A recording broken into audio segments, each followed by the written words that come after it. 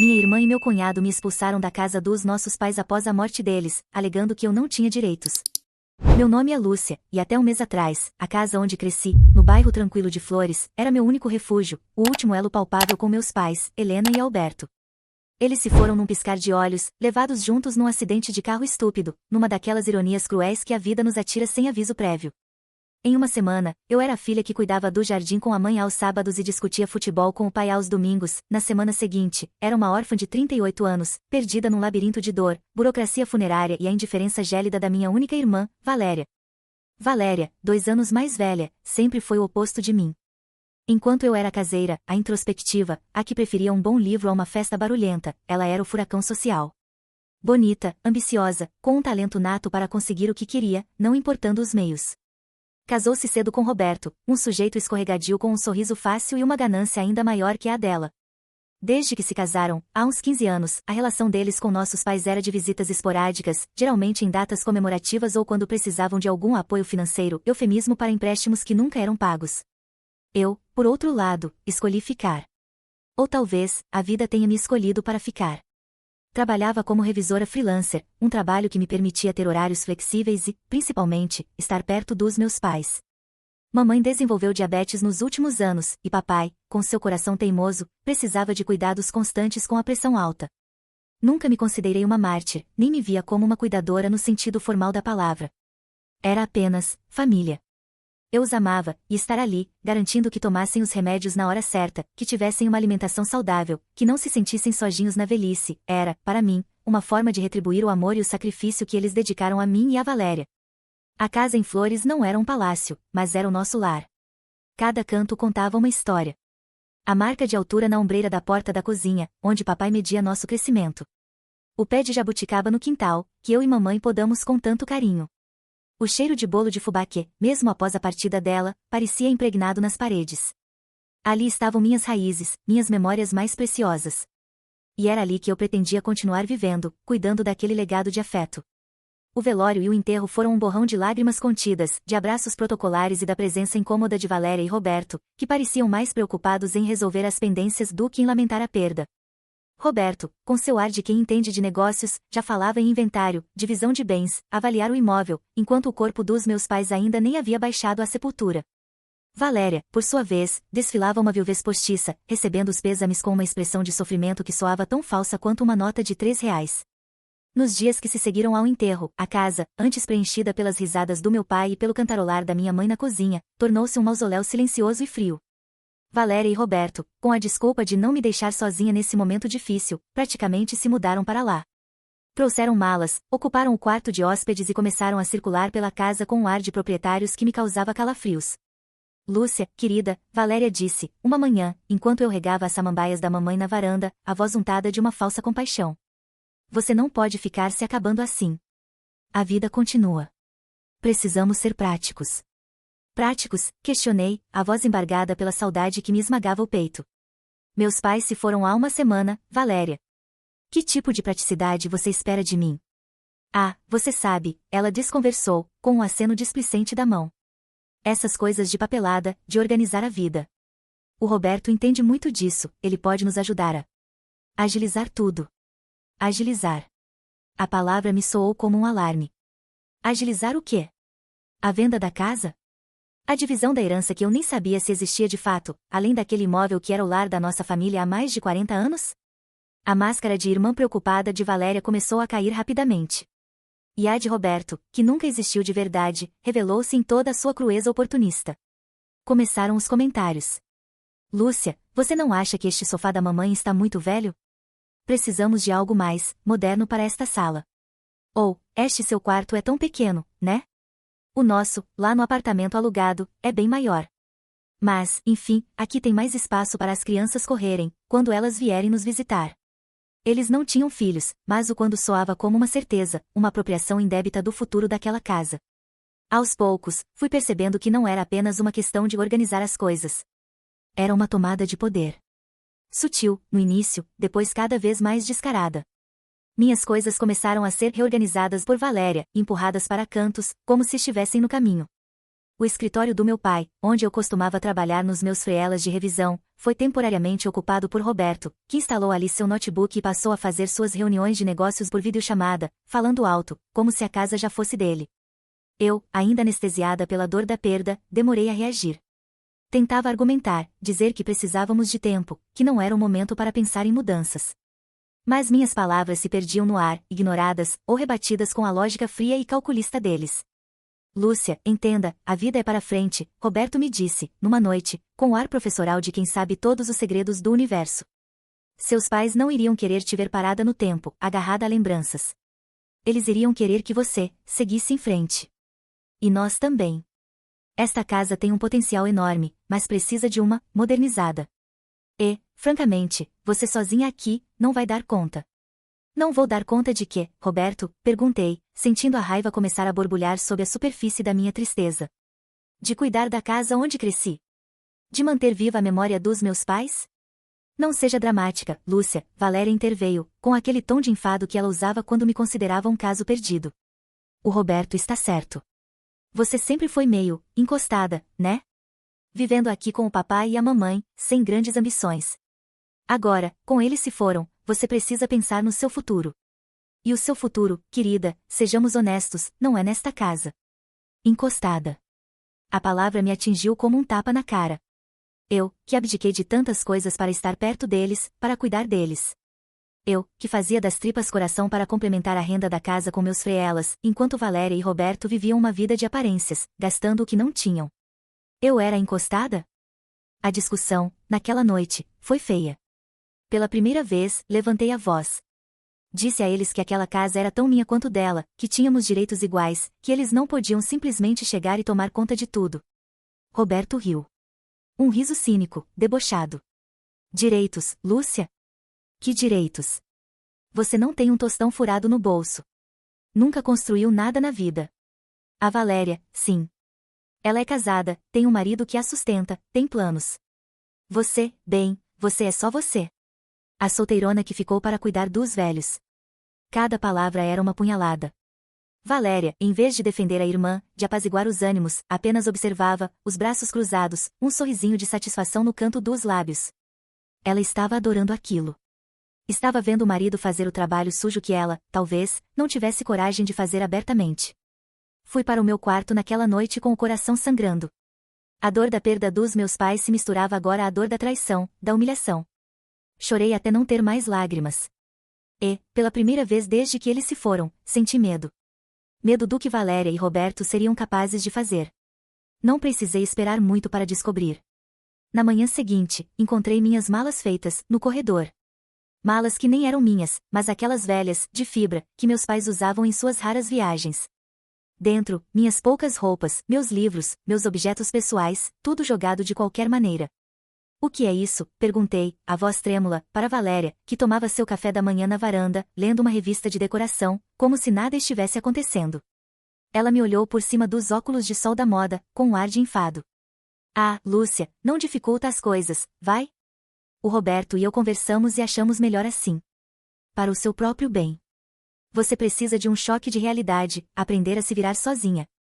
E nós precisamos do nosso espaço para recomeçar. Recomeçar? Mas esta é a minha casa. A casa dos nossos pais, gritei, o desespero tomando conta de mim. Era, querida. Era, ela corrigiu, friamente. Agora, é a nossa casa. E, sinceramente, não tem espaço para você aqui. Você é uma encostada, Lúcia. Sempre foi. E agora, com papai e mamãe mortos, não há mais quem te sustente. A não ser que você espere que o Roberto o faça, e isso, meu bem, não vai acontecer. Roberto surgiu na porta, o celular na orelha, provavelmente cancelando algum serviço em nome dos meus pais para colocar no nome dele. Ele me olhou, viu as malas, e apenas fez um sinal com a cabeça para Valéria, como quem diz resolve isso logo. Eu não vou sair, eu disse, tentando encontrar alguma força dentro de mim. Eu tenho direitos. Valéria riu. Uma risada curta, cruel.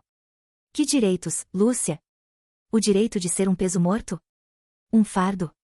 Olha, eu até te dou uma ajudinha para o primeiro aluguel de um quartinho qualquer. Mas você tem até o fim do dia para tirar suas tralhas daqui. Caso contrário, o Roberto vai colocá-las na rua. E eu não estou brincando. Ela se levantou, deixou a revista sobre a mesa, e entrou em casa, sem sequer me olhar nos olhos uma última vez. Fiquei ali, parada no corredor, olhando para aquelas malas que representavam o fim da minha vida como eu a conhecia. A casa dos meus pais, o meu lar, estava me sendo roubada pela minha própria irmã, pela ganância, pela indiferença. Senti uma onda de desespero tão profunda que minhas pernas fraquejaram. O que eu faria? Para onde iria? Não tinha dinheiro guardado, meu trabalho como revisora mal pagava minhas despesas pessoais. Liguei para a única amiga que me restava na cidade, a Cláudia, uma colega de escola que sempre foi mais leal do que minha própria irmã. Contei tudo, entre soluços. Ela, indignada, me ofereceu o sofá da casa dela por alguns dias, até eu me organizar. Passei o resto daquele dia catando meus cacos, minhas poucas lembranças, e enfiando tudo naquelas malas fedorentas. Cada objeto era uma despedida. O velho ursinho de pelúcia que papai me deu. O livro de receitas da mamãe, com suas anotações nas margens. A foto do nosso último Natal juntos.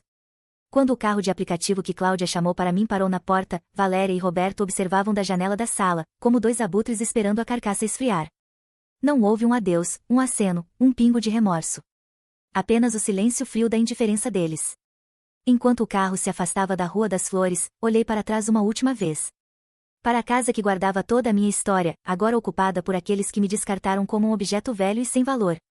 As lágrimas corriam livremente pelo meu rosto. Eu havia perdido meus pais, minha casa, minha família. Sentia-me no fundo do poço, esmagada pela dor e pela injustiça. Alguns dias depois, instalada precariamente no sofá da Cláudia, em meio ao meu luto e à tentativa de encontrar um rumo para minha vida destroçada, recebi uma ligação de um número desconhecido. Era um advogado, Dr. Monteiro, se apresentando como o testamenteiro dos meus pais. Ele me convocava para a leitura do testamento, que aconteceria na semana seguinte, em seu escritório. Testamento? Meus pais nunca haviam mencionado um testamento. E, mesmo que tivessem, o que mais eu poderia esperar? A casa já havia sido reivindicada por Valéria. As poucas economias que eles tinham, eu sabia, mal cobririam os custos do funeral que Roberto fez questão de superfaturar em nome deles. Mas algo me dizia que eu precisava ir. Uma última formalidade, uma última despedida. Meus pais mereciam isso. E, no fundo, uma fagulha minúscula, quase invisível, de algo que eu não ousava chamar de esperança, teimava em tremeluzir na escuridão da minha alma. O que mais eu poderia perder? Minha dignidade já havia sido pisoteada. Mas talvez, só talvez, o destino ainda me reservasse alguma surpresa. Por mais improvável que parecesse. A semana que antecedeu a leitura do testamento dos meus pais foi um borrão de ansiedade e insônia, vivida no sofá desconfortável da Cláudia, minha amiga salvadora. Cada barulho na rua me fazia pular, cada telefonema de número desconhecido disparava meu coração. Eu tentava me convencer de que não deveria criar expectativas, que Valéria e Roberto já haviam selado meu destino ao me enxotarem da casa da Rua das Flores como um cão sarnento. Mas uma teimosia infantil, uma fagulha de esperança que se recusava a morrer, sussurrava no meu íntimo que meus pais, de alguma forma, não teriam permitido que eu ficasse completamente desamparada. Ou talvez fosse apenas o desespero se agarrando a qualquer fiapo de consolo. No dia marcado, vesti a melhor roupa que me restava, um vestido preto simples, que usei no enterro, e que agora parecia carregar o peso do meu luto e da minha humilhação. Cláudia me acompanhou até a porta do imponente prédio comercial onde se localizava o escritório do Dr. Horácio Monteiro, o advogado que, segundo a carta formal que recebi, era o testamenteiro dos meus pais. Um nome que eu nunca tinha ouvido antes. Ao entrar na sala de espera luxuosa, com seus móveis de couro escuro e quadros abstratos que provavelmente custavam mais do que eu ganharia em um ano como revisora, dei de cara com eles. Valéria e Roberto. Minha irmã, como sempre, impecável num taier cinza que gritava mulher de negócios bem-sucedida, embora eu soubesse que seu único negócio era gastar o dinheiro que não tinha. Roberto, ao lado dela, ostentava um ar de importância, a pasta de executivo apoiada no colo, como se estivesse ali para fechar um contrato milionário, e não para a leitura de um testamento que, na cabeça dele, apenas formalizaria o que ele já considerava seu por direito. Quando me viram, a surpresa foi palpável. Valéria ergueu uma sobrancelha perfeitamente desenhada, um sorrisinho de escárnio brincando nos lábios. Olha só quem resolveu aparecer. Veio pegar as migalhas, Lúcia? Roberto apenas me lançou um olhar de desprezo, antes de voltar a conferir algo em seu celular de última geração. Não respondi. Apenas me sentei na poltrona mais distante deles, o coração batendo descompassado, as mãos suando frio. O que diabos eu estava fazendo ali? Aquilo era masoquismo, uma tortura autoimposta. Felizmente, a espera não foi longa. Uma secretária com um sorriso profissional nos conduziu à sala de reuniões do Dr. Monteiro. Era um ambiente sóbrio, com uma longa mesa de madeira escura e estantes repletas de livros jurídicos. Dr. Monteiro, um senhor na casa dos 70, com cabelos brancos impecavelmente penteados e um olhar que transmitia tanto seriedade quanto uma inesperada gentileza, levantou-se para nos cumprimentar. Dona Valéria, senhor Roberto. Lúcia, por favor, sentem-se, ele disse, a voz grave e pausada. Estamos aqui hoje para cumprir as disposições testamentárias de seus falecidos pais, Alberto e Helena. Um momento sempre delicado, mas necessário. Ele abriu uma pasta de couro sobre a mesa e pigarreou. Valéria e Roberto se ajeitaram nas cadeiras, a expectativa quase vibrando no ar. Eu me encolhi na minha, sentindo-me minúscula, uma intrusa naquela partilha que, eu tinha certeza, já tinha sido decidida por eles antes mesmo da morte dos nossos pais. Dr. Monteiro começou lendo as formalidades legais, a data do testamento, as testemunhas. Depois, passou para as disposições menores, algumas joias antigas da mamãe para Valéria, como era de se esperar, as coisas de valor sempre foram para ela, pensei com amargura, a coleção de selos do papai para um primo distante que compartilhava o mesmo hobby, uma pequena quantia em dinheiro para a paróquia local. Eu ouvia tudo com um distanciamento quase letárgico, como se aquilo não me dissesse respeito. E então, Dr. Monteiro ajustou os óculos na ponta do nariz e pigarreou novamente. Chegamos agora à cláusula referente ao bem imóvel principal do casal, a casa situada à Rua das Flores, número 123, bairro das Flores, nesta cidade. Senti o olhar triunfante de Valéria sobre mim. Roberto ajeitou a gravata, um sorriso presunçoso começando a se formar em seus lábios. Era o momento que eles esperavam. A coroação. Cito textualmente a vontade de seus pais, prosseguiu o advogado, a voz firme e clara, cada palavra ecoando na sala como um veredito. Considerando os anos de amor, dedicação, companheirismo e cuidado filial inestimáveis que recebemos em vida, especialmente em nossos momentos de maior fragilidade e necessidade, é nossa expressa e irrevogável vontade que a totalidade da propriedade do imóvel residencial situado à Rua das Flores, número 123, bem como todos os móveis e utensílios que o guarnecem, seja destinada, como única e legítima herdeira deste bem, à nossa amada filha, Lúcia Mendes de Albuquerque. Lúcia Mendes de Albuquerque. O mundo parou. Senti o ar faltar nos meus pulmões. Minhas mãos começaram a tremer incontrolavelmente. Olhei para o Dr. Monteiro, buscando algum sinal de que eu havia entendido errado, que aquilo era uma piada de mau gosto. Mas ele me encarava com um leve sorriso, quase imperceptível. O quê? A voz de Valéria saiu esganiçada, quebrando o silêncio atordoado. Isso é impossível. Deve haver algum engano. Nossos pais eles nunca fariam isso. Roberto, antes tão seguro de si, estava pálido como cera, a boca entreaberta numa expressão de puro choque. Isso é um absurdo. Um completo absurdo. Essa casa é da Valéria por direito. Nós cuidamos de tudo. Nós. Se me permitem, Dr. Monteiro interrompeu, com uma calma que contrastava violentamente com o tumulto que se instalava. O testamento é datado de 2 anos atrás, devidamente registrado em cartório, com todas as formalidades legais cumpridas e na presença de 2 testemunhas idoneias e sem qualquer parentesco com a família. A assinatura de seus pais foi reconhecida por autenticidade. Não há qualquer margem para contestação sobre a validade deste documento. Ele fez uma pausa, como se saboreasse o efeito de suas próximas palavras. E há mais um detalhe, que talvez seja do interesse dos senhores. Ele retirou outro documento da pasta. Um papel timbrado, com aparência de contrato.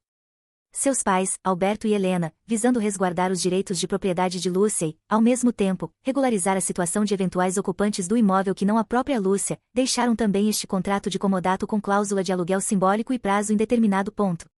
Meus olhos, ainda marejados pela emoção da primeira revelação, grudaram naquele papel comodato? Aluguel simbólico?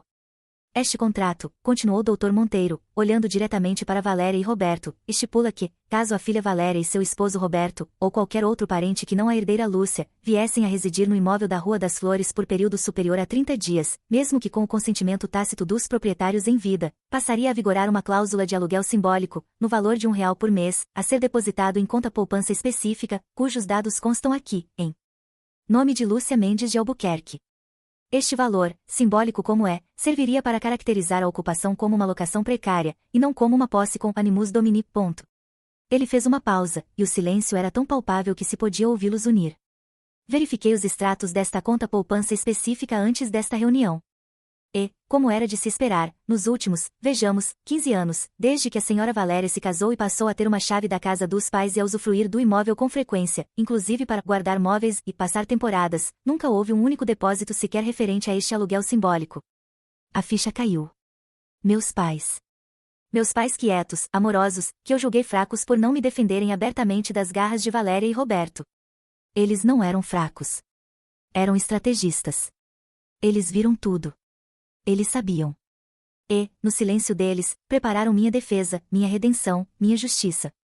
As lágrimas que eu segurava vieram com força total, mas não eram de tristeza. Eram de uma gratidão avassaladora, de um amor que transcendia a morte. Valéria estava lívida, os lábios trêmulos de raiva. Isso é uma farsa. Uma armação da Lúcia. Ela deve ter coagido nossos pais. Ela sempre foi sonsa, dissimulada. Dona Valéria, a voz do Dr. Monteiro tornou-se gélida. Sugiro que meça suas palavras. Acusar sua irmã de coação e este escritório de participar de uma fraude é uma alegação muito séria, que pode ter consequências legais para a senhora. Como já disse, o testamento é impecável em sua forma e validade. E o contrato de comodato, embora não registrado em cartório por opção de seus pais para evitar constrangimentos familiares na época, é um instrumento particular válido, especialmente quando corroborado pelo testamento que o menciona. Roberto, recuperando-se parcialmente do choque, tentou uma abordagem mais conciliadora, embora o desespero em sua voz fosse evidente. Doutor Monteiro, Lúcia, convenhamos, isso é uma situação delicada. Um mal-entendido. Nossos sogros, que Deus os tenha, certamente não gostariam de ver a família brigando assim. Tenho certeza que podemos chegar a um acordo. Dividir a casa, talvez? Ou Lúcia nos vender a parte dela por um preço justo? Um preço justo, repeti, e pela primeira vez desde que entrei naquela sala, minha voz soou, não como a da Lúcia enlutada e expulsa, mas como a da Lúcia proprietária, a Lúcia que agora tinha o poder nas mãos. O preço justo, Roberto, talvez seja o de 15 anos de aluguéis simbólicos não pagos, corrigidos e com juros. Ou o preço da humilhação de ser expulsa da minha própria casa, no meio do meu luto, por aqueles que se consideravam donos do que nunca lhes pertenceu. Valéria me fuzilou com os olhos. Sua víbora. Você sempre quis tudo para você. Sempre se fez de coitadinha para conseguir as coisas. Levantei-me. As pernas ainda tremiam um pouco, mas uma força desconhecida me preenchia. A força dos meus pais, do amor deles, da justiça que eles, à sua maneira silenciosa, haviam garantido para mim. Não, Valéria, respondi, olhando-a nos olhos, sem medo, sem hesitação. Eu nunca quis tudo. Eu só queria o que era meu por direito. O direito de viver na casa dos meus pais, de cuidar das memórias deles. Um direito que vocês me negaram com tanta crueldade. Virei-me para o Dr. Monteiro. Agradeço imensamente por tudo, doutor. O senhor não imagina o que isso significa para mim. Apenas cumpri meu dever, minha jovem. E a vontade de seus pais, ele respondeu, com um aceno respeitoso. Caminhei em direção à porta. Valéria e Roberto ainda estavam lá, paralisados, como se um raio os tivesse atingido. Antes de sair, virei-me uma última vez. Valéria, Roberto, comecei, a voz agora surpreendentemente calma, quase fria.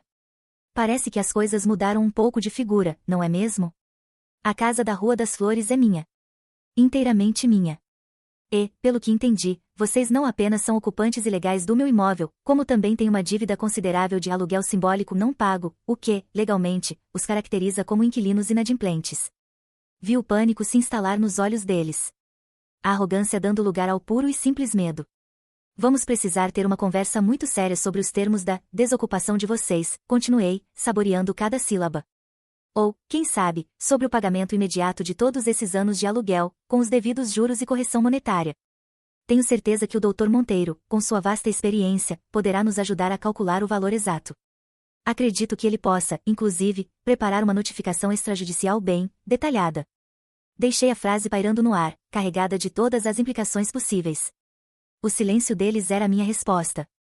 Saí da sala do Dr. Monteiro sentindo-me como se tivesse tirado uma tonelada das costas. A dor da perda dos meus pais ainda estava lá, imensa, mas agora havia também um calor, uma sensação de justiça, de que eles, de alguma forma, ainda cuidavam de mim. O jogo havia virado.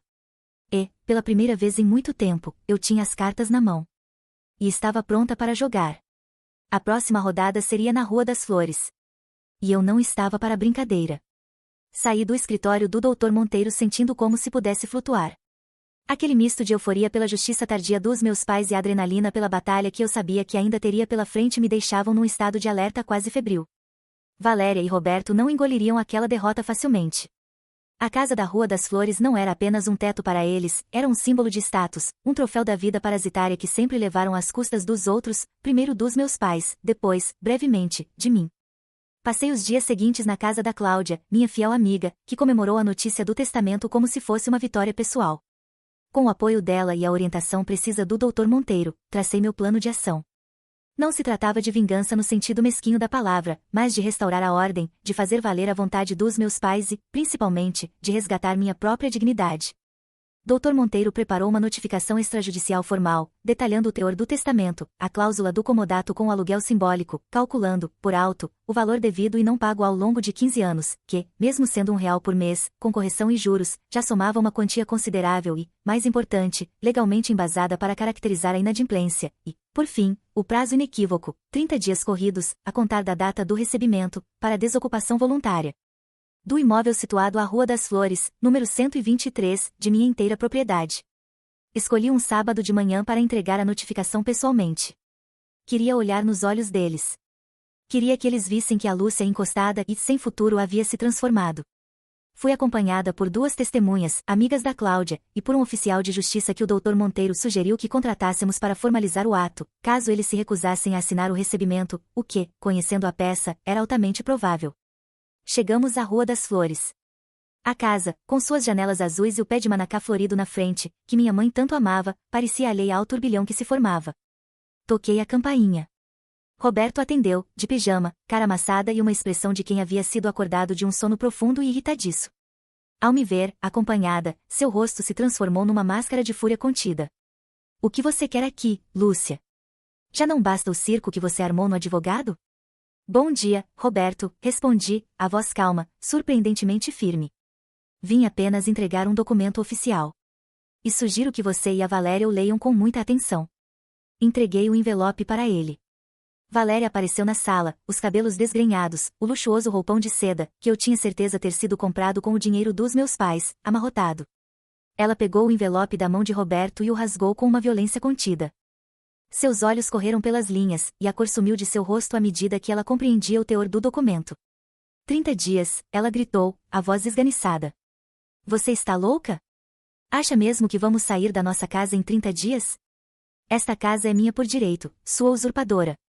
Sua casa, Valéria, sorri, um sorriso gelado que aprendi a dominar. Acho que o testamento dos nossos pais foi bem claro quanto a isso. E, se me permite a correção, a usurpadora aqui não sou eu. Vocês viveram por anos, de favor, num imóvel que não lhes pertencia, e ainda se sentem no direito de alguma coisa? Roberto tentou intervir, com sua habitual pose de quem entende de leis e negócios. Isso é um abuso, Lúcia. Vamos contestar esse testamento. Vamos provar que nossos sogros foram coagidos. Você não vai nos tirar daqui.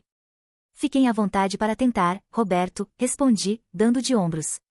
O Dr. Monteiro já me adiantou que qualquer tentativa de contestação será uma perda de tempo e de dinheiro que, eu presumo, vocês não têm em abundância no momento, especialmente considerando a dívida de aluguel simbólico que acumularam ao longo de 15 anos. A propósito, o valor corrigido é de, peguei um pequeno papel da minha bolsa, exatos R$ 4.873,12. Uma ninharia perto do valor do imóvel, claro, mas o suficiente para caracterizá-los como maus pagadores e facilitar uma ação de despejo, caso vocês optem pelo caminho da teimosia. A menção da dívida, mesmo que simbólica em sua origem, mas agora inflada pela correção, pareceu abalá-los mais do que a própria ordem de desocupação. Era a materialização da exploração deles, a prova de que, sim, eles eram inquilinos, e inquilinos relapsos. Valéria partiu para a chantagem emocional. As lágrimas de crocodilo, o discurso de irmã abandonada, de família é tudo. Lúcia, como você pode ser tão fria? Somos irmãs. Nossos pais não gostariam disso. Onde nós vamos morar? Com as crianças. Crianças. Que crianças, Valéria? Perguntei, confusa. Que eu soubesse, ela e Roberto nunca haviam sequer cogitado ter filhos.